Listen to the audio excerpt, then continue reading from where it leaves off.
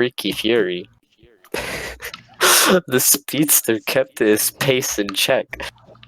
What the fuck? I hate this. Stop Exorcist muting is me. paid. I'm gonna read this with the grammar mistakes as well, so Yes. for that authenticity. The speedster kept his pace in check. Sonic pounded her so hard that made Usagi screaming. Sailor Moon had begged for the hedgehog for more.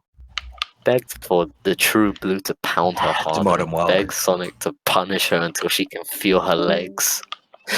Sonic went on to slap Usagi in the ass a couple of times before thrusting mercilessly to the blonde. So much worse. Mark, please. Existence is pain. Alright, let's just skip the climax. Let's get to like the. Excuse me. The sloppy second. Let's skip the NSFW part because that's not what we're about here. I mean, it's a staff meeting, so like, come on. This is the greatest staff meeting ever. Was that Void? No.